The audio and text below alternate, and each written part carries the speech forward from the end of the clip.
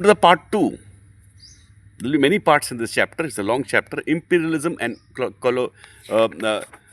colonialism in the great book series of Arjun Dev's part two, History of Civilization. Second part of the first chapter, Imperialism and Colonialism. During the initial period of the Industrial Revolution, the pursuit for colonies had slowed down. The pursuit for colonies and colonial rivalries re emerged in the last quarter of the 19th century. Last quarter of the 19th century, this new phase of imperialism, which began in about 1875 and continued till 1914, is often described as new imperialism. 1875 to 1914, new imperialism. It was the result of the economic system that had developed as a result of the Industrial Revolution. During this phase, a few industrialized capitalist countries, political and economic, established their political and economic control and domination over almost the rest of the world. The forms of control and domination, including direct colonial rule, spheres of influence, and various types of economic and commercial agreements. The power of some of the imperialist countries, such as Spain and Portugal, declined during this period, and new countries emerged which played an increasingly important role during this phase of imperialist expansion and rivalries. Besides the old imperialist countries, Britain and France, which continued to be powerful and expand, the new imperialist countries which emerged during this period, right, were Germany, Italy, Belgium, USA, and later Japan. So now the whole world is entering in this drama. This is like full drama going on. The next subheading is conditions that help the growth of imperialism.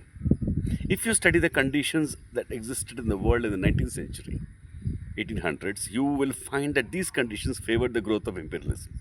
The imperialist countries took full advantage of these conditions and easily justified any and every conquest that served their interests. In fact, the more powerful nations made imperialism seem necessary and natural.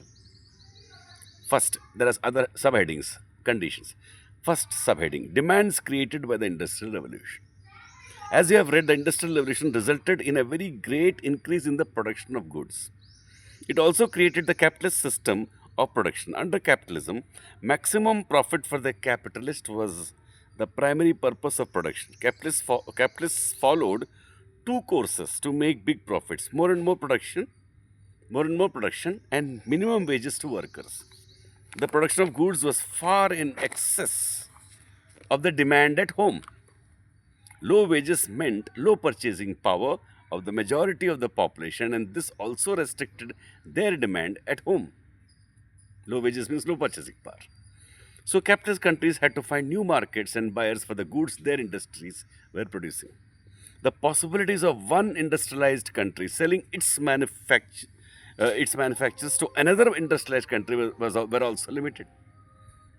With the spread of the Industrial Revolution to all the countries of Europe, each country tried to protect and stimulate its new industries. To do this, as you learned in chapter 7, all the European nations began to follow a protectionist policy. That is, each country put a heavy tariff or tax on goods imported from other countries. Right? European countries could find markets or their surplus goods in Asia and Africa where the Industrial Revolution had not taken place. Selling was made easier through political domination of these areas. Then each country could protect its market from other European rivals and also eliminate any competition from goods produced locally. In addition to markets, European countries needed new sources of raw materials. As industries grew, more and more raw materials were needed to free those industries and feed those industries. And all that was needed could not be had internally at any rate, not enough of it. India and Egypt were good sources of cotton. Congo and the East Indies of rubber. Other products needed were food grains, tea, coffee, indigo, tobacco, and sugar. To obtain these, it was necessary to change the pattern of production in the countries where they could be grown. Right? Sometimes goods produced in one country were sold in another country to pay for the goods from that country. For example, the English promoted the cultivation of opium in India. They smuggled the opium from India into China and in this way paid for the goods that they bought in China. In some countries, the imperialists forced the cultivation of only one or two crops, which they needed as raw materials for their industries. Coal, iron, tin, gold, copper, and later oil were other resources of Asia and Africa that European countries wanted to control. Towards the end of the 19th century, imperialist countries began looking upon Asia, Africa, and South Africa as good places to invest their capital. The abundance of raw materials in Asia and Africa and the number of people who could be made to work for lower wages made the two continents very attractive to investors. Capital invested in Europe could fetch only 3 or 4% profit.